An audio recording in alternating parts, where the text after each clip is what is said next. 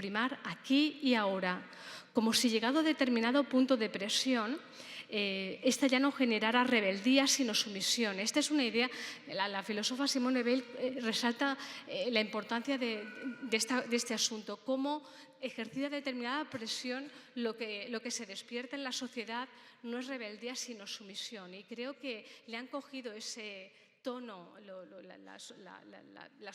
el contexto tecnocapitalista contemporáneo ha cogido ese tono para favorecer esa resignación, de forma que el pesimismo tiende a alentar emociones negativas como la sumisión ante el futuro, operando como gasolina para el fuego de la desigualdad, desactivando la implicación de los cambios comunitarios.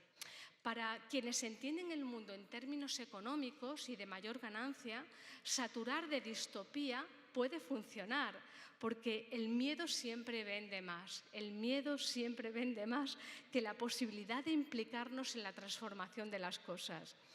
Por un lado, la distopía como sentencia es emocional, es inmediata, y creo que hoy es más fácil ser fascista porque su discurso anima a dejarse llevar por el miedo y el resentimiento. Esta idea de la facilidad del mal que va acorde con ese contexto tecnocapitalista actual. Sin embargo, implicarnos en el mundo colectivamente es un camino necesariamente más lento, requiere planificación y tiempo. Pero, ojo, es injusto que ese segundo camino de futuro comunitario se ha presentado como algo negativo o sufriente, porque a menudo se proyecta sobre nosotras esa idea de que el camino del pensamiento, de la justicia social, de la igualdad, es un camino que va precedido de un malestar necesario, de una incomodidad necesaria, como esa incomodidad que precede toda conciencia. Pero quiero reivindicar aquí que de existir ese malestar, que creo que sí existe, debiéramos considerarlo como un malestar bueno y que debiéramos recordar la importancia de implicar las emociones positivas a esas formas que preceden ese camino, ese otro camino más lento. Porque necesitamos recuperar esas emociones unidas al pensamiento, a la justicia social y a la construcción de lazos, y cierto que van precedidos, como os decía, de esa conciencia que al principio incomoda, pero implican también la alegría de la conciencia, el valor de construir algo bueno no solo para uno mismo, que es esa diferencia entre la utopía de los privilegiados y la utopía social. Claro que el contexto es hoy un contexto singular de muchas maneras. Diría que vivimos un mundo previamente boicoteado por lógicas tecnomercantiles de aceleración que animan al disfrute individualista, a la competición y al consumo, es decir, a buscar respuestas instantáneas, a la prisa del desear y pulsar un botón para conseguirlo. Sin embargo, la apuesta por la mejora comunitaria tiene necesariamente que contemplar otros tiempos, otra visión del futuro, porque la mayoría de los cambios que importan necesitan algo más de tiempo. Es como si pensáramos que en hacer bien un guiso no es como calentar 30 segundos una comida envasada. Y por eso hablo de condiciones saboteadas en el mundo mediado y espectacularizado de las pantallas bajo esas fuerzas monetarias, porque las reglas del juego van en contra del futuro mejor y solo reman a favor del juego mercantil, la audiencia y el rédito inmediato. Creo que también ese presente presentificado de las pantallas de ahora afecta en otros sentidos, porque por un lado desdibuja el marco de verdad, normalizando desinformación y bulos y alentando posiciones escépticas y negacionistas hacia la verdad y la ciencia. Pero, por otro, el exceso de vida frente a las pantallas genera la ilusión de reversibilidad ante un futuro trágico, como si siempre nos quedaran más vidas viviendo una suerte de videojuego. Creo que esto es una sensación que predomina en esas personas que se lanzan a esas consignas reaccionarias que hoy predominan bajo esa sintonía vital de como tengo 5 vidas y he perdido una, no pasa nada si esto que me dicen esta gente fracasa, porque siempre puedo apagar y volver a reiniciar. Es decir, esa pérdida de sentido de la realidad que genera la ilusión, que genera el espejismo de reversibilidad, cuando hay cosas que no son reversibles. Creo que no es trivial también que las emociones positivas que la época promueve sean superficiales e impulsivas, como gustar o aceptar, justamente las que mejor casan con esas lógicas mercantiles. Y por el contrario, aquellas otras emociones positivas vinculadas con un hacer futuro más responsable, aquellas que no solo piensan en esa utopía para uno mismo, para unos pocos, sino en esa utopía social, que pueden hablar de la autocrítica, de la generosidad, de la amabilidad o incluso de la bondad en nuestros proyectos de futuro, son a menudo presupuestas como debilidades ante el previsible abuso del otro, porque predominan esas lógicas bélicas que son de polarización o de gamificación. Caer en ellas supondría el triunfo de lo mismo, de un mundo en guerra, de un mundo de desconfianza, injusticia y agresión que dificulta la voluntad y posibilidad de las personas de cambiar. Creo que excluir la solidaridad de nuestros proyectos de futuro, aventurando que el poder solo puede ser representado como juego bélico, es decir, como esa lógica de ganar o perder, dice poco de una humanidad que ha cambiado más que ese agresivo poder antiguo de quienes tienen las voces más altas, porque el poder reaccionario solo concibe triunfo frente a derrota y diría que el futuro nos pide tantear otras alternativas.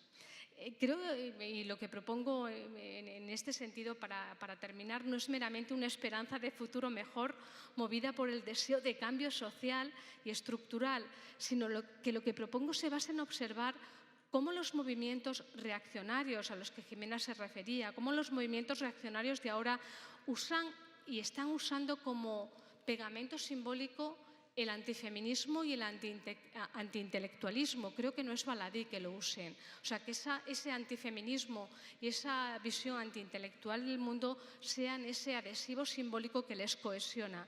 Y creo que no es baladí mirarlos porque justamente en la ciencia, en el pensamiento, en la reflexión, pero también y muy especialmente en el feminismo, encontramos formas de no repetirnos imaginando ese futuro en el que, a mi modo de ver, los cuidados debieran ser ese pilar central que nos ayuda a comprendernos y a cuidarnos como humanos. Unos cuidados en los que la imaginación, diría, es esencial, y la imaginación entendida aquí no ya solamente en el sentido cotidiano, sino imaginación incluso como un bien moral. Decía el filósofo Shelley que la imaginación puede ser justamente también un bien moral porque nos ayuda a imaginar cómo está sintiendo el otro y, por tanto, a ponernos en el lugar del otro. Esa importancia de ponernos en el lugar del otro, incluso en el lugar de los que no piensan como nosotros, es clave para no retroalimentar los discursos de los que pensamos muy parecido y ampliarlos a aquellos que han sido seducidos por esas voces altas y a los que de alguna manera necesitamos acercarnos también, escuchar y generar contextos de comprensión.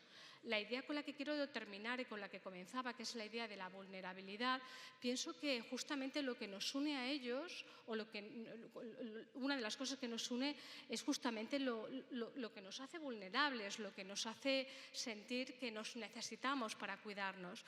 Y pensando en esta idea, termino ya así recordando una vivencia que me compartió una estudiante con un grupo de niños. A ese grupo de niños les pidió que dibujaran, niños de 4 o 5 años, que dibujaran lo que les asustaba, lo que les daba más miedo del futuro y lo que más les gustaba, ¿no? Lo que operaba como incentivo, lo que más les motivaba. De forma muy curiosa, lo que dibujaron esos niños era distinto parece que prácticamente en todos ellos, en lo que les gustaba, cada uno le gustaba una cosa distinta, pero casi todos ellos coincidieron en dibujar lo que les asustaba de una forma muy común, una forma abstracta. Cogieron las ceras y con cierta agresividad las ceras negras se gastaban sobre el papel porque era eso difícilmente narrable de lo que hablábamos antes, eso que no sabían quizá verbalizar, pero les daba miedo. Y creo que esto tiene que ver con lo que acabo de decir, porque a veces lo que nos motiva a imaginar el futuro, lo que nos motiva el futuro, no es lo que queremos, sino lo que no queremos. Y justamente lo que todos ellos tenían en común es lo que no queremos. Eso lo tenemos muy claro. Y con esta idea quería terminar. Muchas gracias.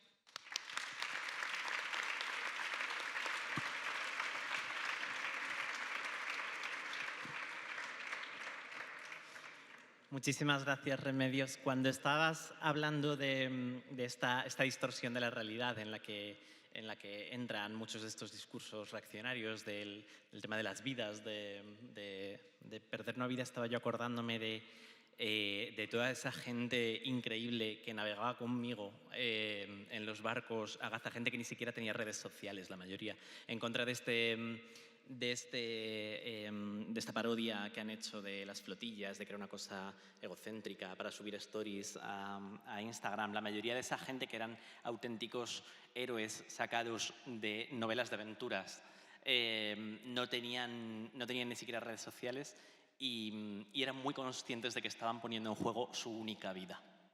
Eran profundamente conscientes de estar poniendo en juego su única vida y aún así conseguíamos casi todos los días, durante esos 11 días de navegación, un rato al día, hablar y fantasear sobre qué íbamos a hacer cuando rompiéramos el bloqueo de Gaza y llegáramos a Palestina, y llevaban incluso muchos de ellos memorizados los nombres de personas que querían encontrar, porque no los podíamos llevar escritos para no poner en peligro a la gente cuando nos detuvieran, pero muchos de ellos llevaban incluso memorizados los nombres de la gente a la que querían ver cuando llegáramos. Y desde luego, una de las cosas más bonitas de todo el horror que he vivido estas últimas semanas ha sido conocer ese tipo de gente con esa capacidad para, en el contexto más desesperanzador, seguir manteniendo su horizonte de esperanza, de que realmente a lo mejor conseguíamos pasar, a lo mejor conseguíamos llegar a Gaza. Muchísimas gracias por todo lo que nos has contado. Bueno, a continuación quiero presentaros a Ofelia Fernández. Ella es activista, dirigente estudiantil, política, ha sido desde 2019 hasta 2023, ¿verdad? Legisladora de la Cámara de Buenos Aires, y además es una de las voces jóvenes en la política argentina que más esperanza está trayendo a toda una generación. Yo te escuché en un discurso en un parlamento, bueno, y no solo a la gente joven, a la gente menos joven también nos la estás trayendo. Te escuché en una intervención parlamentaria decir que el único miedo que importa es el miedo de las próximas generaciones a que el mundo no cambie nunca. En ese sentido, quería preguntarte cómo podemos convencer a la gente de que ese miedo no es real, de que sí sigue existiendo una potencia de cambio para el mundo. Capaz preguntarle a otra persona. Yo no sé. Bueno, primero antes de... Uy, está fuerte esto, ¿eh? Y yo soy gritona. Antes que nada agradecer, yo estuve ya a la mañana y hay gente a la que le veo ya la cara conocida, pero me voy a repetir primero con una cuestión protocolar, pero desde el corazón, que es el agradecimiento por la invitación y la posibilidad de estar acá, que vengo de lejos. No, y sobre todo a Julie, que estamos hace 2 años peloteando para este momento y es una genia, es un amor, es muy paciente conmigo y estoy encantada de conocerla, y a todos ustedes y todas ustedes en esta ocasión. Acá está Manuela, con quien compartimos hoy un gran conversatorio, pero no voy a hacer un agradecimiento de 20 minutos, yendo a lo que es la pregunta.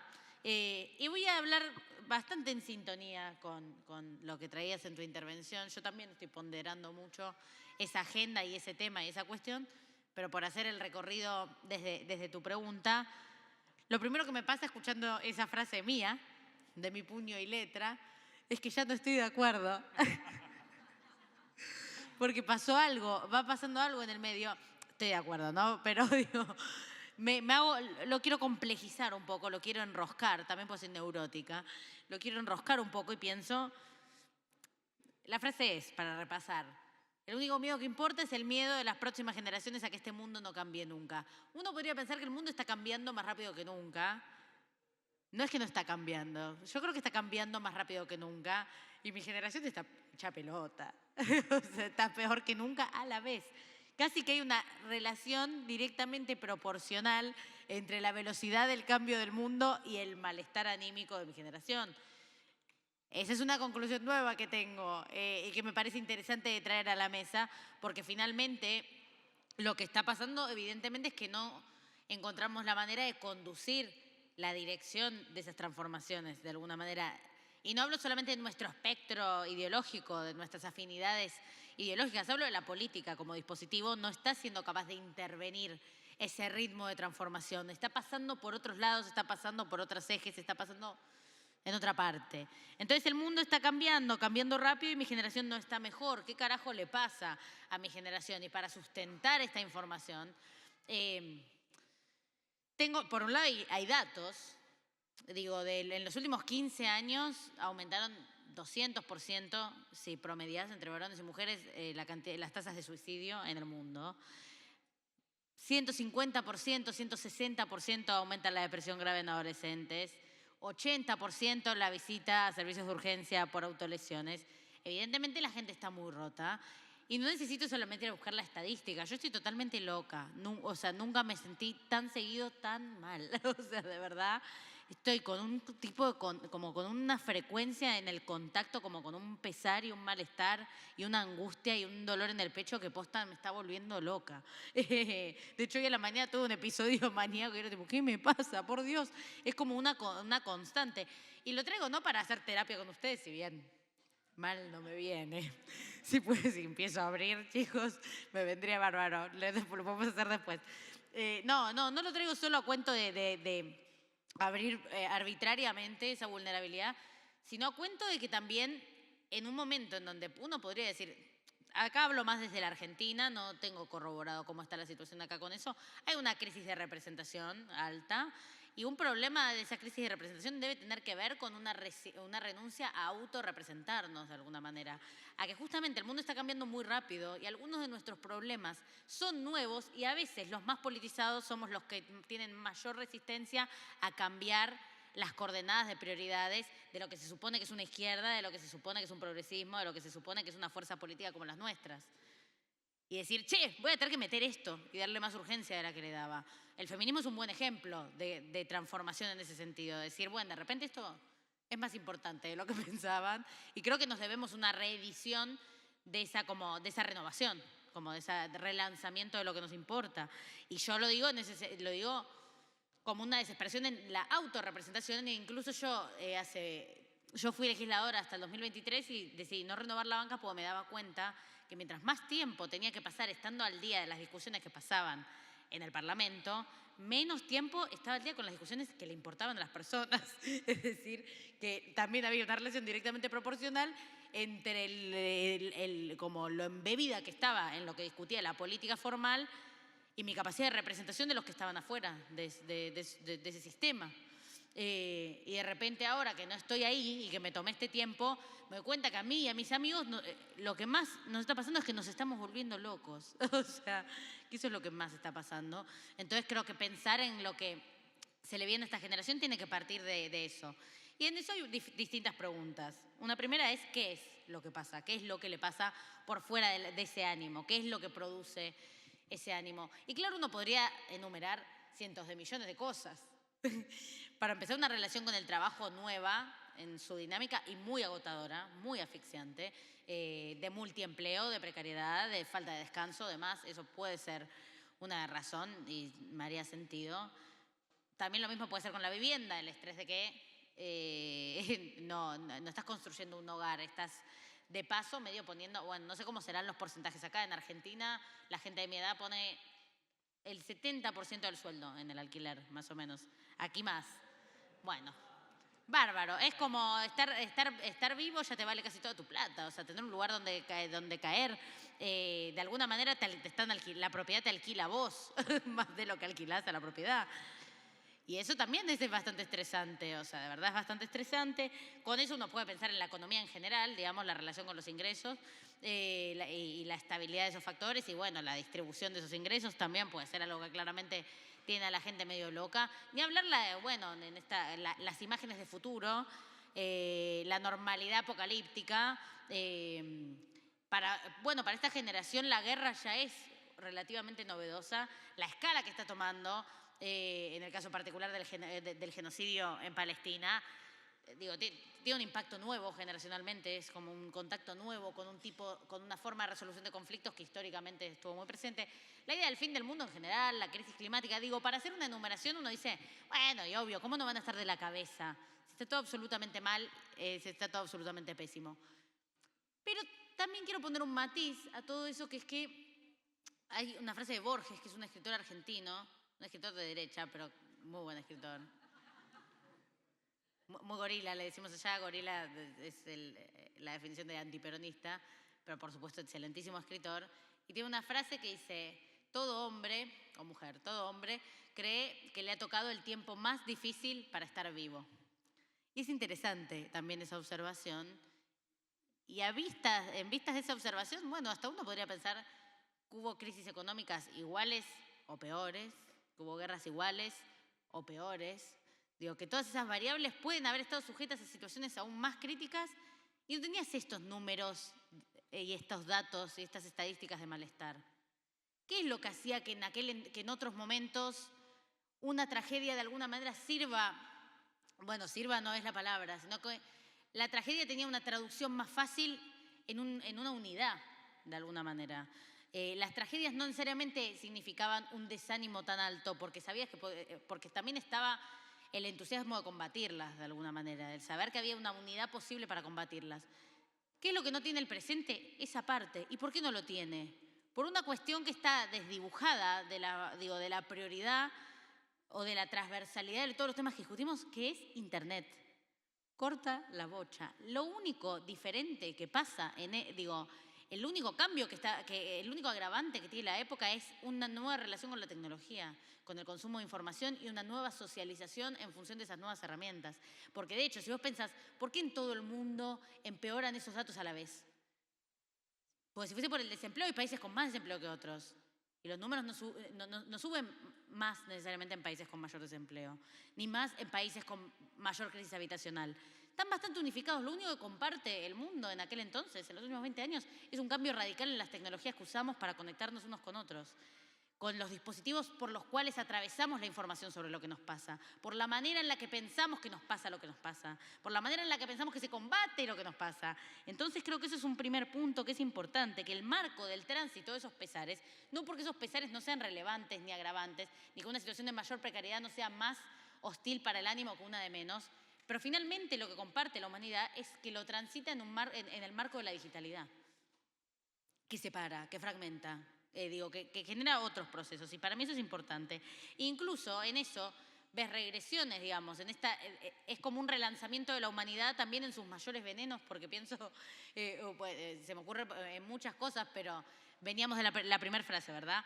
Voy a intentar apurarme porque dije solo la mitad y voy cuántos minutos. Así que voy a hacer como una versión express de todo lo demás que había pensado, pero la frase era: el miedo de las próximas generaciones a que este mundo no cambie nunca, y decía, está cambiando muy rápido, pero al mismo tiempo no cambia nada, pienso también, porque hay algo de que cuando yo como persona joven, por ahora puedo robar con eso, así que lo voy a remarcar yo misma, me queda poco. Pienso, por ejemplo, en una idea, no sé si acá se dirá de la misma forma, pero Putas y Timba, por ejemplo, como un retrato del pasado.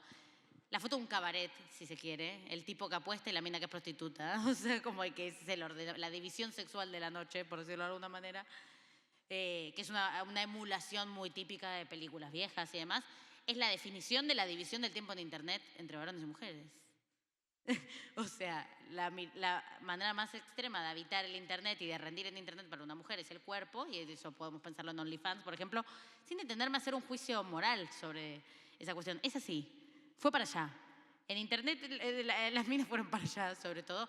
Y los chabones con las apuestas online y el juego, están totalmente locos con eso. Entonces digo, hay una reproducción de algunas cosas de la historia del mundo y de la historia de la humanidad en internet que también son precisas de analizar.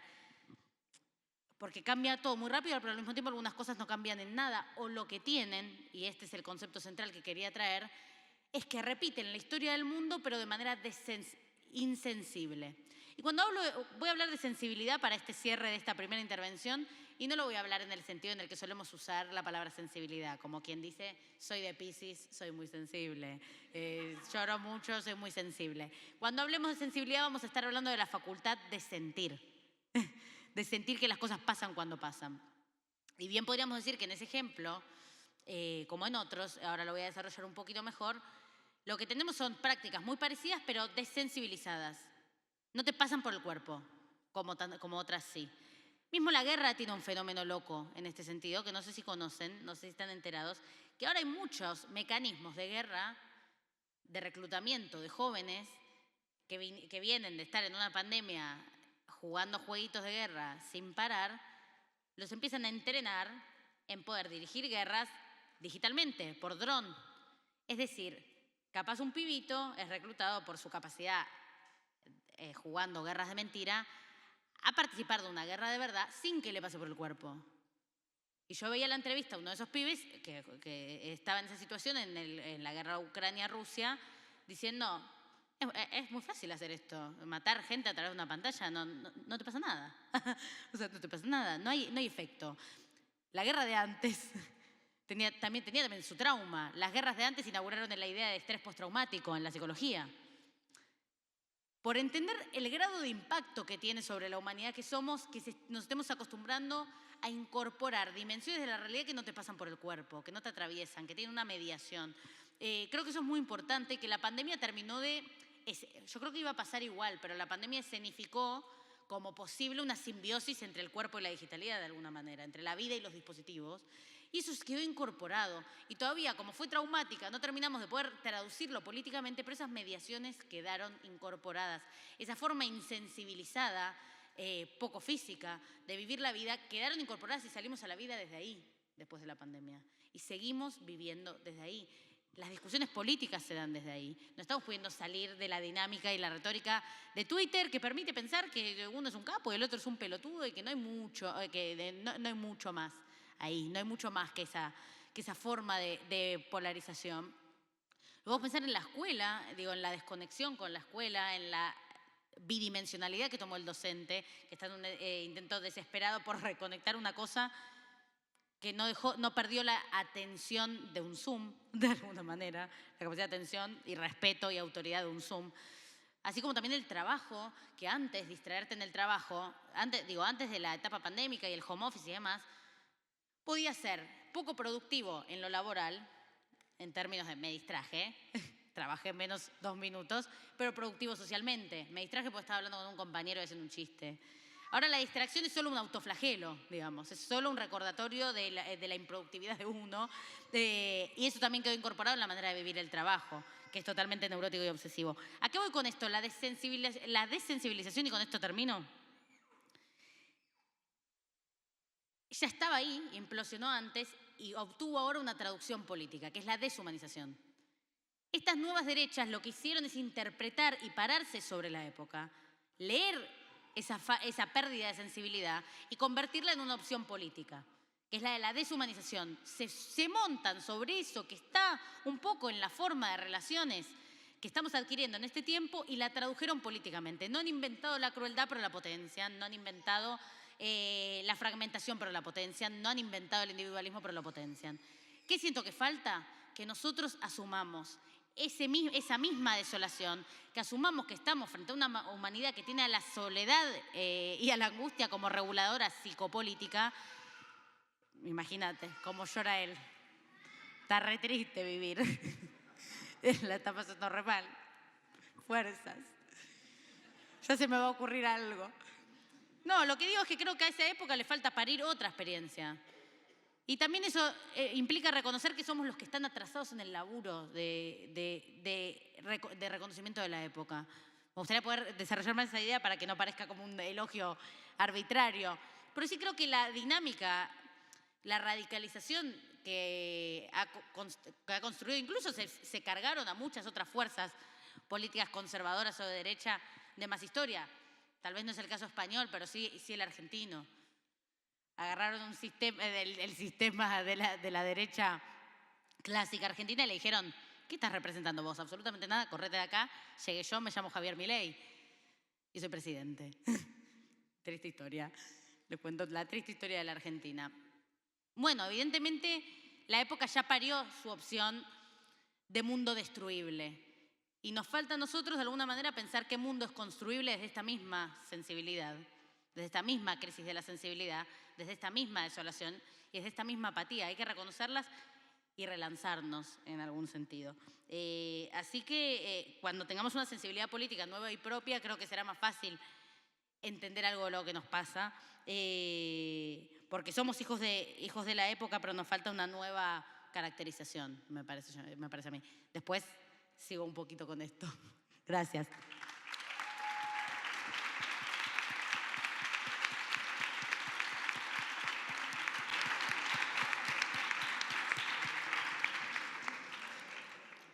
Gracias, Ofelia, y gracias por estar aquí, gracias por el viaje, por acompañarnos. La verdad es que es un auténtico lujo. Creo que después hablaremos más sobre el tema de redes sociales y sobre esta mediación digital de nuestras emociones, pero yo quería ahora enlazar con ese inicio que has dicho de que estamos peor que nunca, de que estamos fatal. Porque justamente hoy nos acompaña aquí también Alicia Valdés, que ha escrito el año pasado, ¿verdad? Publicado el año pasado, Política del malestar. Alicia Valdés es doctora en Humanidades, es escritora, ensayista y justamente reflexionaba sobre un poco esta pregunta que también ha mencionado Ofelia indirectamente de por qué nos cuesta menos imaginar el fin del mundo que el fin del capitalismo. Era una de las preguntas que te planteabas en tu libro. Entonces, me gustaría saber un poco cómo toda esta parte emocional, emotiva, nos está dificultando, nos está bloqueando la capacidad para imaginar alternativas y poder construirlas. Gracias. Os voy a contar un secreto y es que aquí se oye fatal. Creo que ya ha sido, o sea, yo no he comprendido casi nada de lo que dijo Ofe, entonces voy a hablar muy lento, algo que es muy raro en mí. Estamos un poco desconectadas. Sí, y de hecho iba a decir que sí, bueno, yo creo que somos metáfora de la izquierda, ¿no? Pero o sea, mi ejercicio va a ser un poco el de hacer una interpretación de lo que he conseguido comprender de mis compañeras. Puede ser un ejercicio experimental súper divertido o una generación de conflictos basados en la falta de comunicación o los problemas de comunicación, que efectivamente son una alegoría, metáfora, oda a las izquierdas, ¿no? Sobre todo. Entonces, había como un elemento en lo que he conseguido comprender de Ofe y en lo que he podido escuchar a Remedios, que hemos hecho un poco de trampas, porque Remedios y yo hemos hablado antes. Y me venía a la cabeza, bueno, me voy a cronometrar, porque no quiero que se me vaya la olla, vale. Me venía a la cabeza que justo yo la semana que viene, en La Casa Encendida, estreno un ensayo sonoro que se llama Imaginación Política, ¿no? Y es un ensayo sonoro que os voy a destripar un poco aquí, cosa que no debería hacer, pero bueno, ¿qué más da, no? Hola, no sé.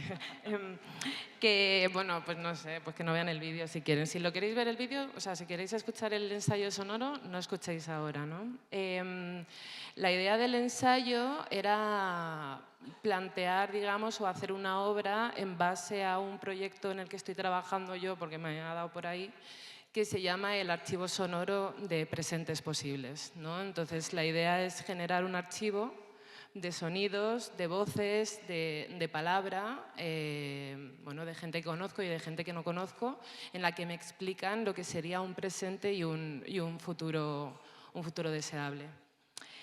Claro, le decía a Remedios que estoy como muy obsesionada con el concepto del olfato El otro concepto que ahora mismo me tiene absolutamente como arrollada es la temporalidad.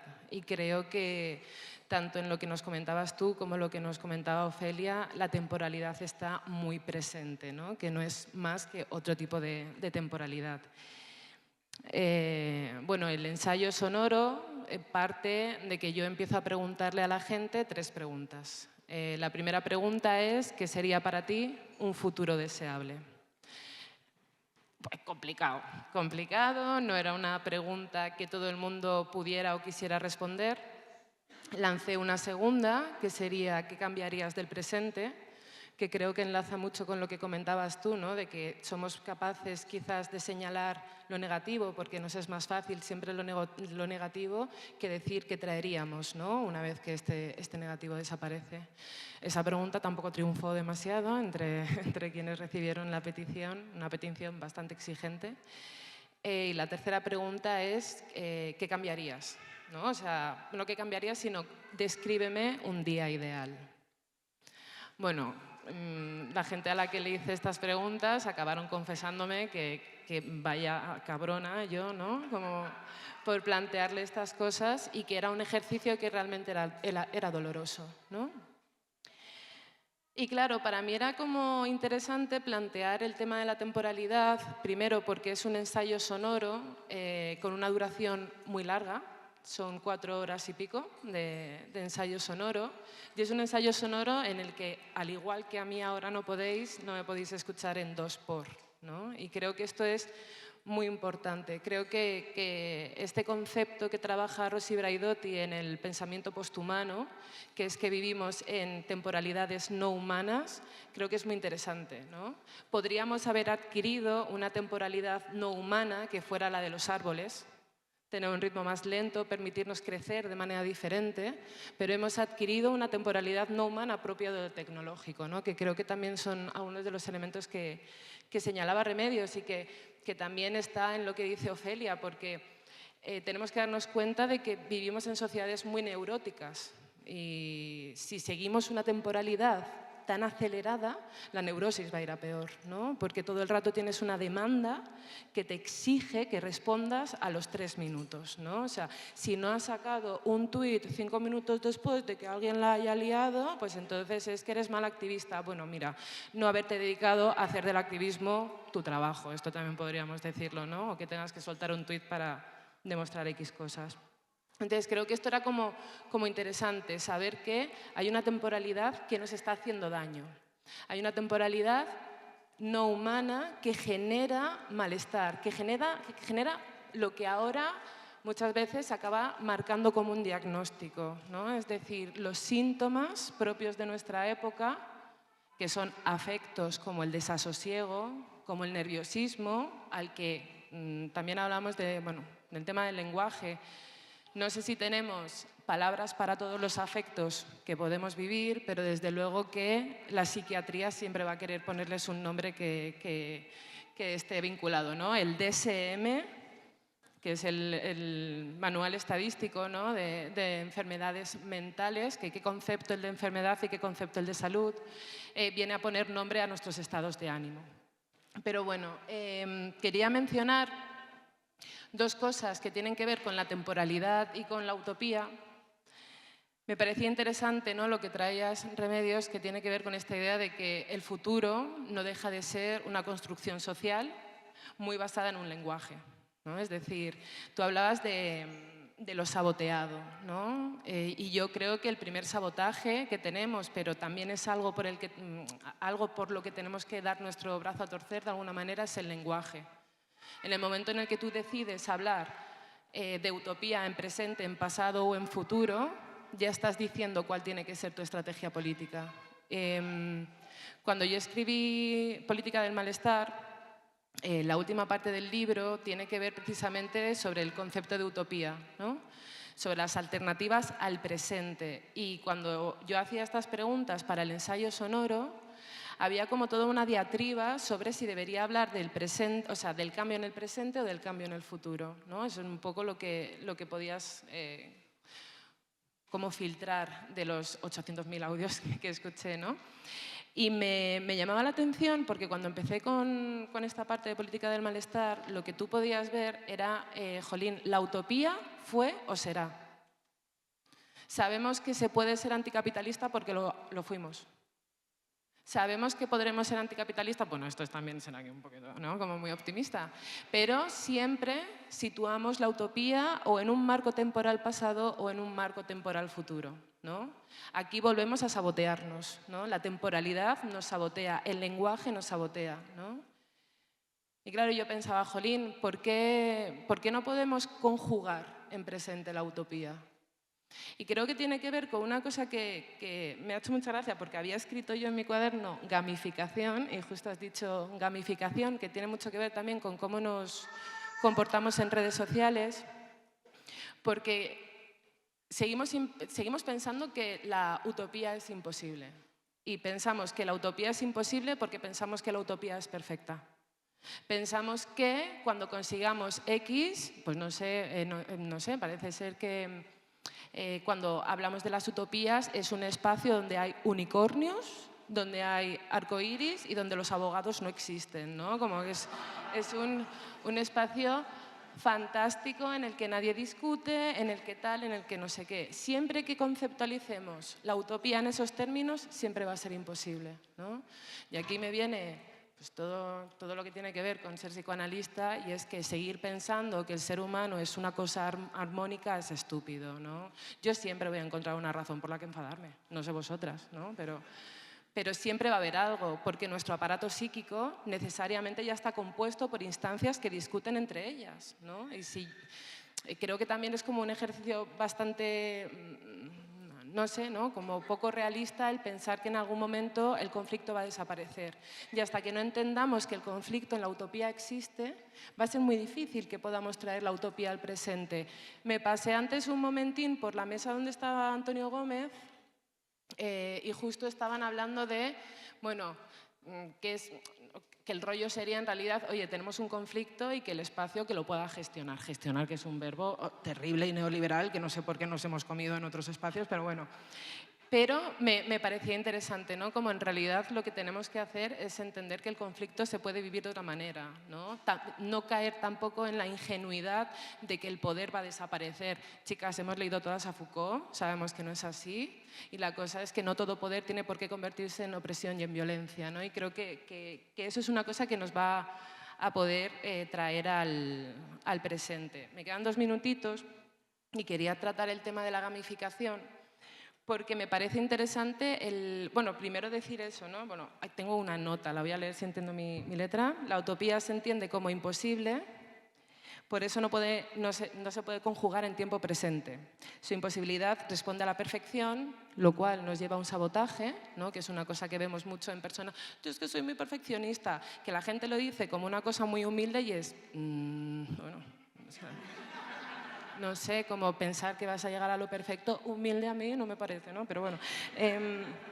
Y me llamaba la atención de cómo somos incapaces de convivir con el conflicto, ¿no? Cómo, bueno, se ve mucho en historia de la pedagogía, métodos de investigación y de educación, el cómo no hemos comprendido qué es el fracaso. ¿No? No hemos comprendido que es posible convivir con el fracaso, no hemos comprendido que efectivamente hay cosas que no son reversibles, ¿no? Y convivir con el malestar, ¿no? Y decir, ostras, no siempre imputar al otro que el malestar es ajeno, ¿no? O es externo, que es una cosa que en política del malestar también intento incidir bastante, porque si no, el problema que cae, creo que el espacio afectivo, por responder tu pregunta de alguna manera, creo que el espacio afectivo en el que estamos ahora mismo es uno muy ansioso, muy vinculado a la angustia, aquello que supera el lenguaje, porque tampoco queremos admitir que no podemos hablar de todo, no porque no se puede, porque ya no se puede hablar de nada, ¿no? No, sino en términos de que hay cosas de las que no podemos hablar porque no existe el lenguaje todavía para hacerlo y tenemos que disfrutar también de ese momento. Entonces creo que por un lado está todo un afecto ansioso que está siendo muy fortalecido, digamos, ¿no? Enfatizado por cómo nos comportamos con respecto a las máquinas, ¿no? La manera que tenemos de convivir con una pantalla. Y luego creo que estamos también en un afecto muy victimista, que tiene que ver con que tiene que ver con no, es que yo he llegado aquí y la cosa ya estaba jodida. Bueno, vamos a ver qué es lo que podemos hacer, vamos a ver por qué estamos hablando de la utopía de una manera perfecta, vamos a intentar hablar desde un malestar, vamos a intentar también hacernos responsables de ese malestar, porque si no vamos a caer todo el rato en espacios afectivos que están todo el rato desactivándonos, ¿no? Y creo que lo importante, si queremos hablar... O sea, no sé, estábamos diciendo, el mundo está mucho peor. Tronco, pues yo no lo sé, ¿eh? O sea, no lo sé, porque cualquier persona aquí que no es heterosexual no sé lo que podría haber hecho hace 50 años en la calle. Entonces, no sé si tampoco estamos tan mal. Es que ya vale un poco de ser unos nubes negras y de pensar de que, pues eso, que es que todo está fatal, es que no. Pues no, mira, mi asamblea feminista no va a acabar con el patriarcado. ¿Implica eso que estemos fatal? Chocho, o sea, ¿qué quieres, no? ¿Cómo vamos a llegar? Que tú seas vegano va a conseguir que dejen de tener granjas masivas en Cataluña, donde hay más porcinos que habitantes. A lo que quiero ir es que tenemos que ver que sí hay un margen, que las cosas sí están mejor, que tenemos que intentar encender otro tipo de afectos, ¿no? Que efectivamente mi ser vegano, mi ser feminista, mi asamblea, mi acción del día a día no va a derrocar el patriarcado. O sea, efectivamente no voy a dejar, o sea, mi acción individual no va a hacer que determinados sistemas caigan. Pero es que si lo medimos todo así, apaga y vámonos y cómprate una criptomoneda, ¿no? Entonces creo que también tenemos que empezar a ser un poco más amables, ¿no? O más amables con el activismo, y luego también darnos cuenta de que efectivamente muchas de nosotras vivimos vidas mucho más vivibles de las que hubiéramos vivido hace 50 años, ¿no? Entonces, yo qué sé, un poco de alegría, ¿no? Sí.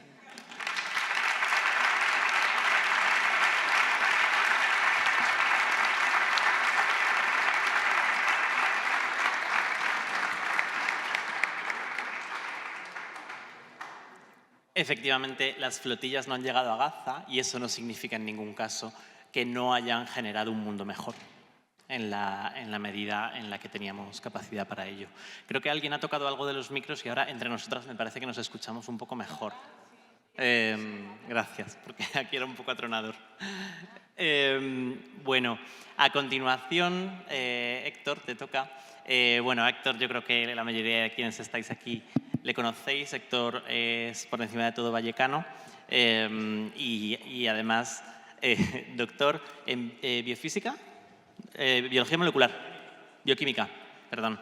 Y además es el responsable de la cartera de análisis político y programa de Más Madrid.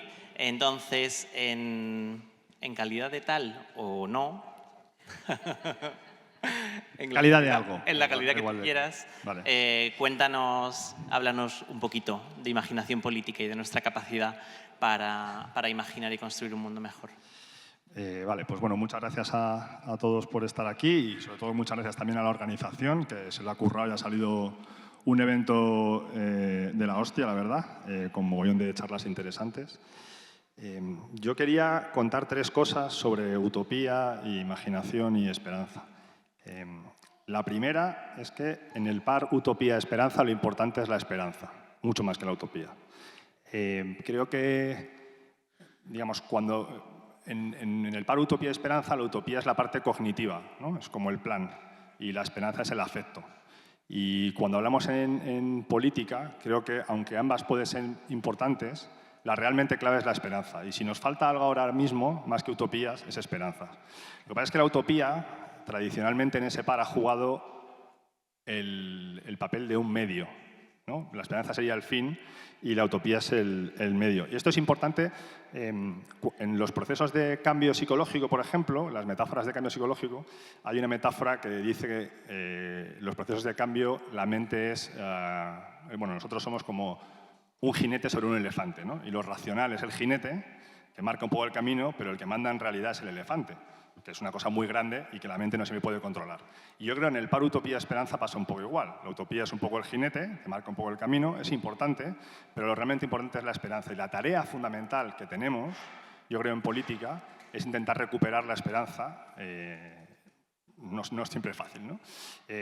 Además, hay una frase muy buena que todos reconoceréis, o muchos reconoceréis de alguna fuerte, que es las rebeliones están hechas de esperanza, ¿no? Es una frase de Star Wars. No soy especialmente friki, pero sí con esta. Ahí me he perdido aquí. Dicho de otra forma, yo creo que prefiero esperanza sin utopía que utopía sin esperanza.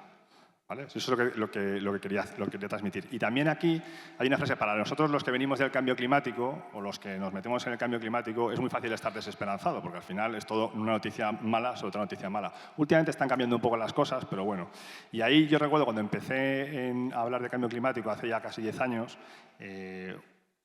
casi más de 10 años, recogimos una frase de un marxista inglés que es Raymond Williams, que yo creo que debe guiar nuestra acción política, que es, en política lo verdaderamente radical es hacer la esperanza posible y no la desesperación convincente. Y durante mucho tiempo nosotros nos hemos centrado en hacer la desesperación convincente, pensando que eso iba a mover a la gente, ¿no? Y eso es un defecto general que tenemos en la izquierda, que somos demasiado racionalistas, y creo que lo que se trata, lo realmente importante, es hacer la esperanza posible, ¿no? Pero es verdad que ahí las utopías siempre han cumplido un papel. Lo que pasa es que las utopías, en cierto modo, se han quedado pasadas de moda, ¿no? Como decía Alicia, las utopías del siglo XIX nadie se las cree, ¿no? Esas utopías perfectas, utopías que además, sobre todo, son tremendamente aburridas, que es uno de los dos problemas de por qué hay tantas distopías en narración, porque las utopías suelen ser un coñazo, ¿no? Todo es perfecto, todo ocurre nada, no sé qué, ¿no? O sea, no hay conflicto, etcétera, ¿no? Y entonces yo creo que tenemos que pensar no si necesitamos utopías, sino en realidad qué utopías necesitamos, ¿no? Y ahí yo creo que hay como 3 ideas que deberían cumplir las utopías que queremos construir, que son medios para esa esperanza, ¿no? La primera deben ser utopías concretas. Esto es una frase que dice Ernst Bloch, que es un filósofo marxista, que distingue entre las utopías abstractas del 19 y de la literatura, ¿no?, de Julio Verne, viajar a la luna, coches voladores, o no sé, el reino de Dios en la tierra o el fin de la historia en el marxismo. Todas son utopías como abstractas, genéricas, ¿no? Y son utopías concretas que en realidad es coger cosas que ya existen, ¿no?, darles espacio y hacerlas durar, ¿no?, y proyectarlas hacia el futuro. Y eso permite reconstruir mucho más las utopías, ¿no?, que intentar regenerar esos modelos antiguos de, como decía Alicia, que nadie se cree, ¿no?, de utopías perfectas que son de otra época, ¿no? En ese caso concreto, por ejemplo, Javi Peña, aquí presente, es un ejemplo de un señor que se dedica a construir, y luego hablaré también de esto, utopías concretas, ¿no?, a coger cosas que ya están pasando y darles dimensión, ¿no?, y utilizarlos y proyectarlos utópicamente hacia el futuro. La segunda que tienen que tener en cuenta estas utopías nuevas que necesitamos son utopías ambiguas. Esto es el subtítulo de los desposeídos, de Ursula K. Le Guin, que si no lo habéis leído lo recomiendo, es una utopía anarquista en el cual, no sé si el que la haya leído igual se acuerda, viven en la mierda, viven en un desierto, viven en una luna desértica, fatal, y aún así viven felices porque comparten y tal. Y esa es la importancia de la ambigüedad, ¿no? Nadie se cree ya una utopía perfecta, sino que al mundo en el que nos dirigimos, con la crisis climática, con todo esto, por muy bien que lo hagamos, vamos a estar en un mundo que en algunas cosas será peor, ¿no? Me gusta esto que decía Alicia, de que estamos mejor que antes, y hay una frase que dice, estamos mejor que antes, o sea, el mundo es mucho mejor que antes, el mundo sigue siendo una mierda, el mundo puede ser mucho mejor, porque cualquier cosa que mires, tienes las 3 cosas. Estamos mejor, seguimos mal, podemos mejorar, ¿no? Y en ese sentido creo que las utopías deben hacer ese ejercicio de ambigüedad, de ser utopías en el cual, teniendo en cuenta que las cosas se pueden poner peor, no necesariamente, pero también pueden jugar, ¿no?, esas mejoras. Y por último, creo que deben ser utopías modestas. Creo que ya no nos creemos utopías, ¿no?, por 2 motivos. En realidad no nos creemos utopías que sean como mega, ¿no?, como súper, no sé, lo contrario de modestas, flipadas. Y también porque creo que es verdad que seguramente tengamos... La esperanza de la utopía se puede considerar como una especie de hábito o un músculo, ¿no? Cuando vas al gimnasio no empiezas cogiendo cosas de 50 kilos, empiezas con 10, pues igualmente necesitamos utopías un poco más modestas, ¿no? Cuando yo junto estas 3 cosas, las utopías concretas, las utopías ambiguas y modestas, me cuesta un poco llamarlas utopías por de dónde viene el término, y entonces me gusta hablar de una cosa que tiene un nombre horrible, pero que se llama mejorismo, ¿no?, que es la idea de que las cosas pueden ser mejores, aunque no necesariamente. Es un nombre, existe, no me lo he inventado yo, ojalá. Mejorismo. Bueno, en realidad es meliorismo, pero esto ya es de flipaos. Entonces, las cosas pueden ser mejores, aunque no necesariamente mejores, ¿no? Y creo que esa es, como decía, ¿no?, esta tarea de reconstruir la esperanza, de hacer la esperanza creíble. No hace falta tampoco necesariamente generar esas mega utopías, sino simplemente esta idea mejorista de podemos imaginar vidas mejores en mundos mejores. Y eso lo hacemos todo el rato, ¿no? Entonces, quiero en este ánimo que nos ha ocupado aquí, también retomando lo que decía Alicia, cagarme un poco en el ánimo fatalista de la izquierda, ¿no? De que somos incapaces de pensar mucho mejores, de que la utopía está muerta, ¿no? Todo esto, y regodearse mucho en no podemos pensar cosas. Sí que podemos, lo hacemos todo el rato. Igual no pensamos en utopías como las de Julio Verne, porque no dan igual, pero pensamos mucho y muchas de nuestras narraciones son vidas mejores en términos individuales, quizá no sociales, y podemos que hacer un esfuerzo, ¿no? ¿Cómo que no? ¿Quién dice que no podemos hacer eso? Frederick Jameson, pues ha muerto, ¿sabes? Entonces ya está, adiós, ¿no? O sea, entonces ahí sí que creo que tenemos que hacer ese esfuerzo constante por pensar, imaginar esas vidas mejores en mundos mejores, ¿no? Y sobre todo hay que probar. Igual la primera no funciona, igual la primera no se la cree la gente, ¿no? Pero no pensemos en hacer, ¿no? Ni la utopía perfecta ni la creación perfecta de una utopía, ¿no? O sea, como en otra referencia friki que voy a meter con calzador aquí, como acaba el manifiesto de Nemik, el que sepa de lo que hablo lo entenderá, hay que intentarlo todo el rato. La clave es intentar las cosas, experimentar, probar. Y es una cosa que en la izquierda a veces nos cuesta.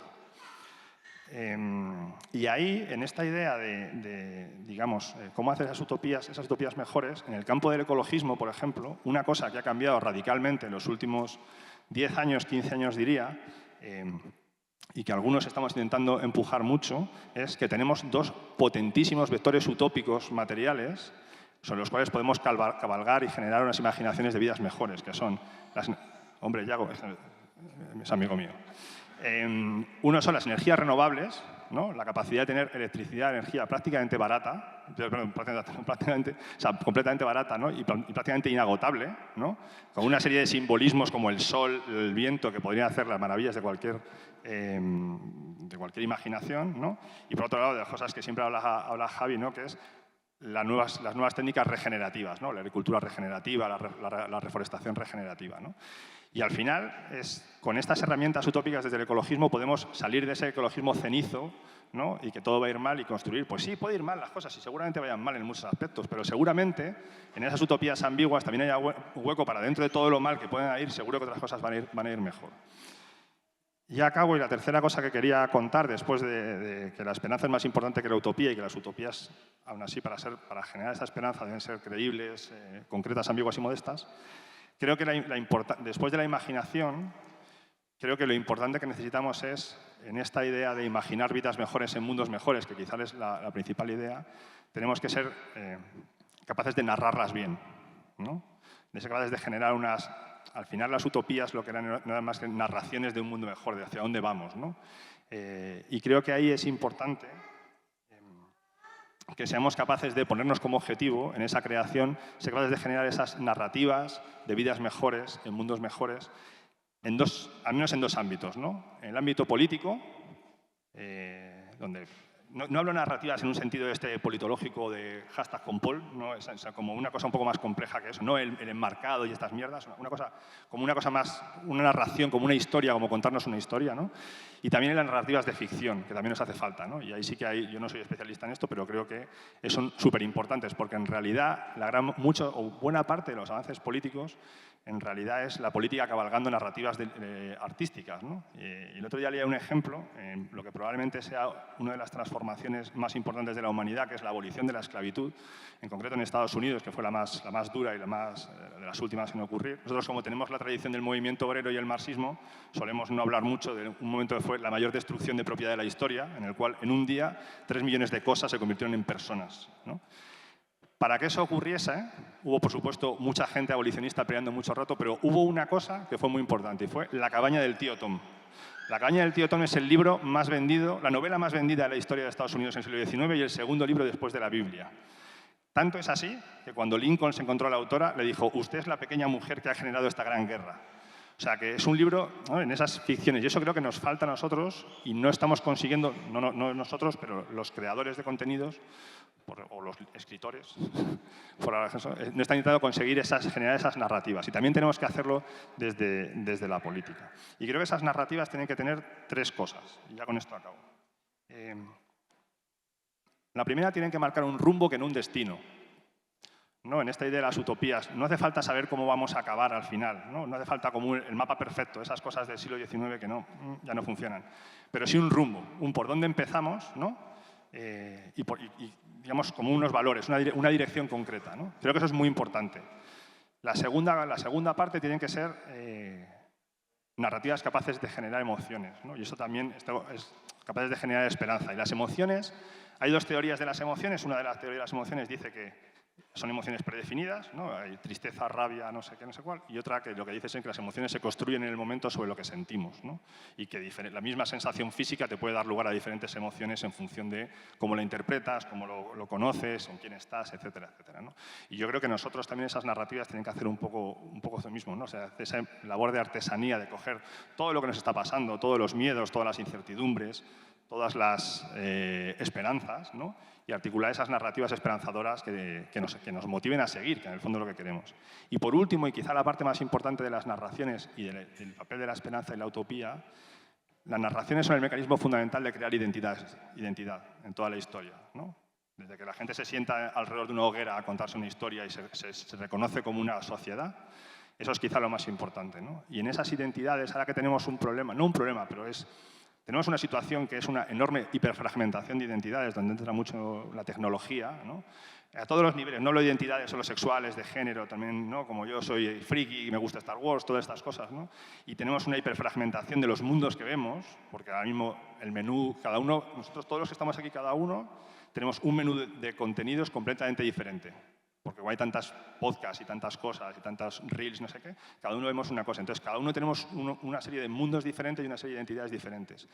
Y el papel fundamental, yo creo, de estas imaginaciones, de estas narraciones de vidas mejores en mundos mejores, aunque no sea explícito, tiene que ser capaz de crear una identidad común, una identidad colectiva, que no se va a basar en nada, ni en la clase, ni en no sé qué, no sé cuál, es la que podamos, la que funcione, y tirar para adelante con eso. Y esas son como las tres cosas que creo que deberíamos conseguir para tener esa esperanza. Y ya está, gracias.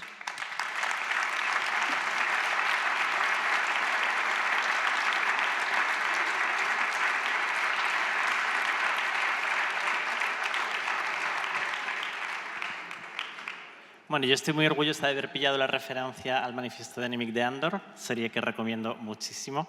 Y bueno, hemos hablado mucho hasta ahora de la tecnología y las redes sociales un poco como obstáculo para todo esto que queremos hacer.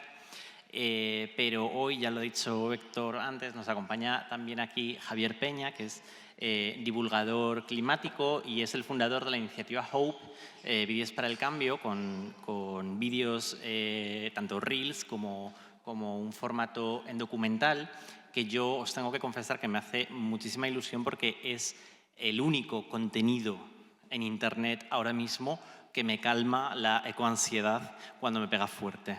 Y es verdaderamente algo que para mí es muy singular, muy valioso, que se está haciendo muy poco, un tipo de contenido que precisamente intenta combatir esa desesperanza, combatir el discurso catastrófico y convencer a la gente de que hay muchas cosas que todavía estamos a tiempo de hacer y que podemos hacer.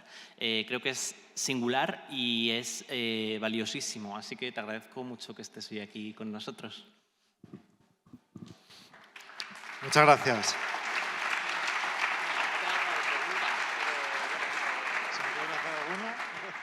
Dibujo libre. Bueno, pues muchísimas gracias por la invitación y por la presentación tan generosa. Yo cuando hablamos de utopía, de esperanza, de imaginarios, me apetece mucho, lo que me viene a la cabeza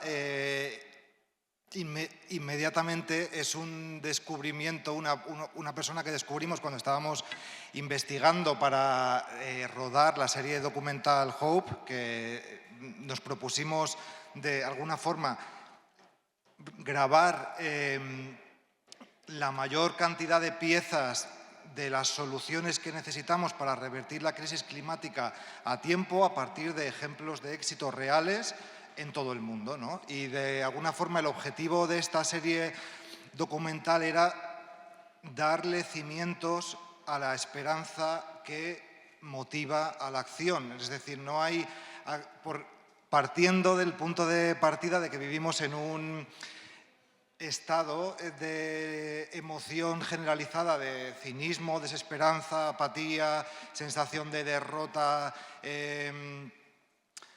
imparable, de estar en un ciclo histórico en el que ya casi no merece la pena hacer nada porque todo va a pasar, porque ya es imparable, ¿no? De alguna forma llegamos a la conclusión de que era excepcionalmente importante a nivel estratégico y a nivel emocional el mostrar todo lo que ya está cambiando en el mundo, lo que ya es posible, lo que es viable, y además mostrar todos los beneficios asociados a cada una de las prácticas que van mucho más allá de sus efectos climáticos o medioambientales, y demostrar que es posible, y con la ciencia más rigurosa ir sumando cada una de esas piezas y mostrar un camino viable de salida, de éxito ante esta crisis que hace que se tambaleen los cimientos de la vida en la Tierra, las civilizaciones, nuestras perspectivas de futuro y nuestra capacidad para tener esperanza, ¿no? Entonces, ahora volveré un poco a esto, pero una de las personas que más me sorprendió fue un tío que lo primero que vi de él fue un tío vestido de astronauta y con un cartel que ponía: he estado en el futuro, ganamos. Y es Rob Hopkins, que es el fundador del movimiento Ciudades en Transición, que ha estado utilizando técnicas de viaje en el tiempo durante mucho tiempo, de dinamizar con grupos vecinales en muchas partes del mundo visualizaciones creativas de cómo podría ser su ciudad si hiciesen todo lo que estaba en su mano, todo lo que fuesen capaces de imaginar que pudiesen llegar a transformar, ¿no? Y a partir de estas proyecciones, que puede parecer algo sencillo, algo, bueno, pues un poco infantil, ¿no? De cómo te imaginas tu ciudad, pues sí, con más árboles, con menos coches, más bonito, etcétera, han surgido cientos de grupos de acción local que han conseguido cambios extraordinarios en ciudades. Algunos de ellos salen en la serie documental. Y de alguna forma esta persona se definía ya como un activista de la imaginación y explicaba cómo la tarea de los activistas de hoy ya no es tanto la de aportar datos muy contundentes que certificasen la necesidad de actuar y de implementar cambios porque vamos a conseguir mejoras en ciertos sectores, y esto es además inevitable, sino la de cultivar la añoranza, la de cultivar el anhelo por el futuro que podemos conseguir, la de ser capaces de colocar, de sembrar semillas esperanzadoras, atractivas, en las que las personas puedan visualizarse formando parte de una realidad mejor, y mostrar certidumbre que anime a las personas y a las instituciones y a las empresas y a todos los sectores de la sociedad a recorrer ese camino y a dar esa mejor versión de sí mismos, a esforzarse, a movilizarse, a hacer cosas que al principio parecían imposibles. Y hay una cita de Don DeLillo en su libro Underworld, que a mí me parece que es muy pertinente, que es el de: la añoranza a escala masiva es lo que construye la historia. De alguna forma, este deseo de progreso, esta capacidad que tenemos para imaginar cambios en nuestra sociedad y para conseguirlos, y superar barreras y unirnos con personas con las que compartimos algunas cosas y otras no, para impulsar cambios que nos hacen avanzar. Y en este sentido es algo que al principio me parecía un poco friki, pero esta persona, luego tuve la oportunidad de estar en algunos de sus viajes en el tiempo, que traía su secreta máquina del tiempo y nos despertábamos todos de repente en 2030 y escuchábamos a la gente que iba nadando al trabajo porque los ríos estaban tan limpios en las ciudades que ya se podía ir nadando al trabajo, y la hora punta y los atascos ciclistas y el sonido de la naturaleza entrando en las ciudades. Y había una parte un poco teatralizada, pero había gente con lágrimas en los ojos, de alguna forma viviendo algo que luego se transformaba en compromiso, en acción y en transformaciones, ¿no?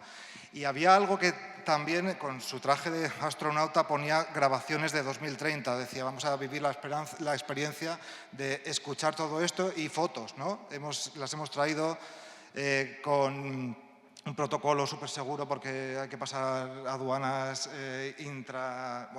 hacía toda una parafernalia, y lo que hacía era que ponía sonidos, imágenes y vídeos de ciudades y de proyectos maravillosos que luego descubríamos que en realidad estaban existiendo ya en el presente. Y esta noción de que el futuro ya existe en el presente a través de todos los proyectos que han conseguido romper barreras y convertirse en faros para el mundo y darle altavoz a estas utopías que no son perfectas, como decía Héctor, pero son mejores y nos sirven para avanzar, es yo creo que una de las grandes tareas de nuestro tiempo, en el que además el cinismo y la desesperanza tiene tanto prestigio, de alguna forma. Cuando estamos además en este tiempo en el que no tenemos otra opción que ser extremadamente efectivos, porque estamos reviviendo una cuenta atrás que no es ningún simulacro y estamos activando puntos de inflexión climáticos en los que, de alguna forma, esta tranquilidad habitual de, bueno, ya vendrá otro ciclo político en el que nos rearmaremos y conseguiremos avanzar y ahora habrá que soportarlo lo mejor posible, se convierte en una actitud negacionista y totalmente irresponsable, porque estamos en los años más aterradores de la historia de la humanidad, en el que se están activando se están tambaleando los cimientos que nos sostienen, y a la vez estamos en los años más inspiradores, en los que se está produciendo una eclosión de innovación que hace que imaginar utopías, por supuesto no perfectas, pero imposibles de concebir hace muy poco tiempo, sea un ejercicio de realismo. Es decir, estamos en condiciones de avanzar, de todas las soluciones que reemplazan al viejo mundo en cada uno de los sectores están madurando a una velocidad extraordinaria y son superiores incluso a nivel económico y a nivel técnico, y de la capacidad que tengamos de convertir ese futuro y ese horizonte en algo percibido como realista, como algo que se puede transformar en realidad. Yo por eso lo bajo mucho a tierra siempre en la comunicación, intentando mostrar casos de éxito que ya funcionan, que tienen beneficios, que son totalmente exportables, y he visto en este pequeño laboratorio diario que son las redes de cómo se modula la conversación y la emoción cuando partimos del diagnóstico puramente, que entra toda el chorro de los bots negacionistas, de los argumentarios prefabricados y la polarización, el odio, los insultos y no sé cuántos, y cuando empiezas a mostrar las pequeñas piezas de casos de éxito, muchas veces encuentras a gente que dice: yo lo del cambio climático no me lo creo, pero yo quiero que los campos de mi provincia se vean todos así porque es mucho mejor. O yo esto del cambio climático tampoco, pero yo me estoy ahorrando una pasta con mis paneles y con mi coche eléctrico, y esto me parece fenomenal, ¿no? De alguna forma. Y cómo cuando lo bajas a tierra cobra mucho más fuerza esta gran coalición de progreso que puede, a partir de todas estas piezas que tenemos ahora mismo en nuestra caja de herramientas de progreso, de transición ecológica, que son infinitamente mejores que una noción vaga de seguridad asociada a un pasado ideal, son mucho más poderosas. Tenemos, de alguna forma, el otro día me lo decía un colega mío, que decía como estamos desmoralizados, como en un partido de fútbol, que decimos, yo no sé si salir a jugar ni siquiera la segunda parte porque ya esto no tiene ningún sentido, nos van a vapulear. y tenemos en el banquillo a Maradona, a Messi, a Pelé y a Cristiano Ronaldo y a alguno más que me sepa, pero a las grandes soluciones que son prácticamente imbatibles en todos los sentidos y que nos deberían cambiar el estado de ánimo y comunicar desde este punto para construir este horizonte utópico, entre comillas, y esta esperanza que es lo que de alguna forma construye la oportunidad de que tengamos éxito en el futuro, este horizonte posible, deseable, con esta narrativa no tan abstracta, centrada en lo científico o en el mundo de las ideas, sino bastante aterrizada, consiguiendo colocar en la sociedad, en las personas, un retrato, un dibujo de un horizonte en el que ellos tengan un papel que tenga sentido, en el que se sientan beneficiados y empezar a activar estos aceleradores de la transición y esta comprensión de que estamos ante una gigantesca oportunidad que puede cambiar la historia. Y entonces creo que es muy relevante esta conversación y todas estas reflexiones en torno a esto.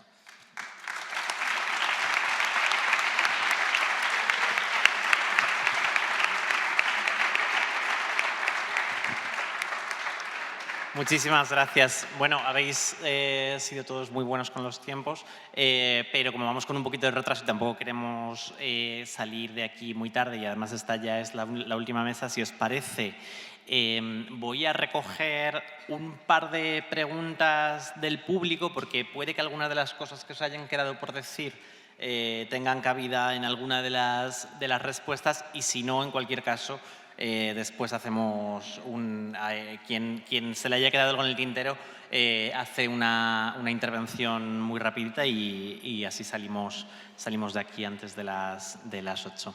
¿Vale? Entonces, Juliana, Intervenciones, tengo un minuto, voy a ser muy rápido. No es tanto una pregunta como una reflexión. Creo que siempre se aborda el tema de las utopías desde un punto de vista ilustrado.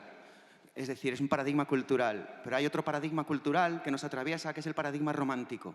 En el paradigma del romanticismo, el término de utopía no es sinónimo de idealismo. Y cuando hablamos de utopías modestas, en realidad hablamos de idealismos modestos. Desde mi punto de vista, en un paradigma romántico, el utopismo es la posibilidad de transitar el vértigo.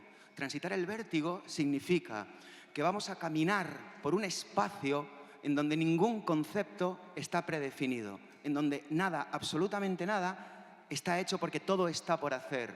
Por lo tanto, la imaginación no opera como visualización, sino como potencialidad. Esa potencialidad necesita, por ejemplo, que cuando transitamos espacios comunes, los espacios no tengan formalizaciones bancarias de la traslación de la información. Necesitamos que los espacios den la posibilidad de que las personas que participan de ellos transiten por ellos de manera creativa.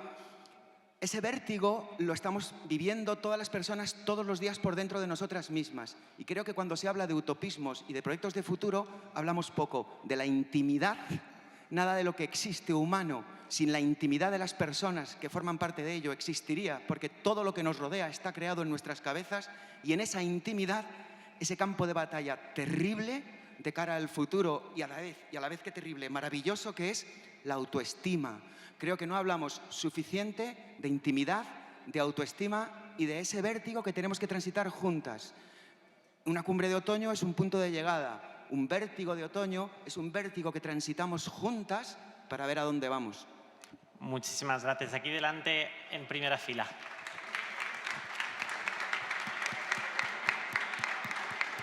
Gracias. Bueno, no sé, tengo aquí un batiburrillo de todas las ideas que me encantan. Lo primero que quiero hacer es daros las gracias porque, bueno, todas y todos de cada uno de vosotros me habéis inspirado, pues ya sea por las redes sociales, pues en la Asamblea de Madrid o lo que sea, pero también quiero dar las gracias a todos y cada uno de los que estamos aquí, porque a mí, o sea, creo que no hay que infravalorar las pequeñas frases o las pequeñas sonrisas que en el día a día nos podemos sacar en esta organización y que pueden mover pues mucho entusiasmo, que unas asambleas se compartan conocimientos entre otras, etcétera. Entonces, me encanta esta cumbre, lo tenía que decir. Y...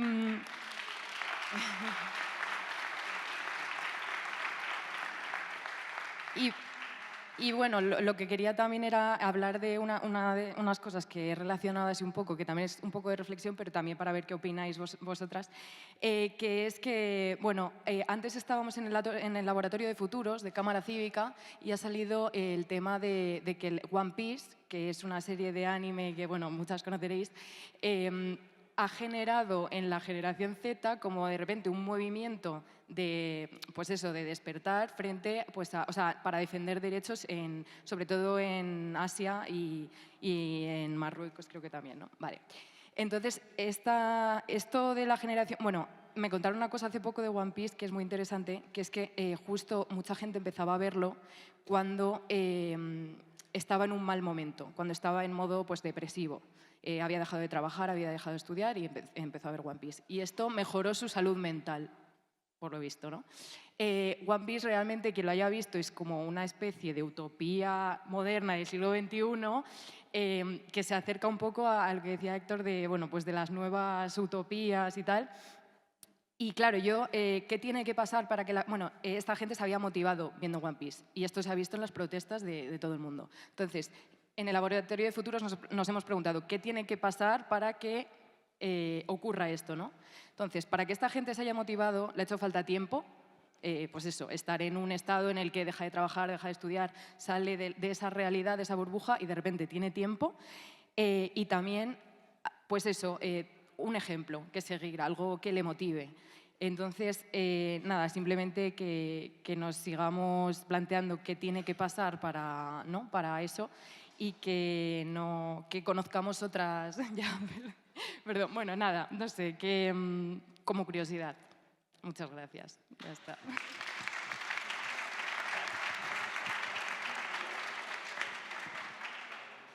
Venga, bueno, yo solo quiero añadir, solo sería CAS hoy, tanto One Piece como Andor, aunque también que necesitamos, como decías, las utopías no tienen por qué ser perfectas, desde luego One Piece no lo es, no hay ni un solo personaje femenino que no tenga las tetas como melones de Villaconejos, que bueno, que hay cositas también que se pueden corregir, pero es una serie acá. Hola, hola.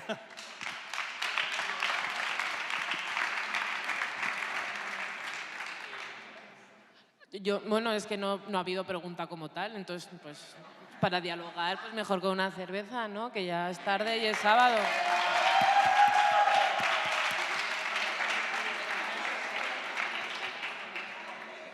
Me voy muy esperanzada, la verdad, y muy contenta de este lujazo de panel. Muchísimas gracias a todos, a todas. Muchísimas gracias a la organización. Muchísimas gracias a Más Madrid por permitirnos, por darnos este espacio para imaginar otros presentes. Y nada, pues eso, nos vamos a seguir viéndonos en otros espacios. Gracias.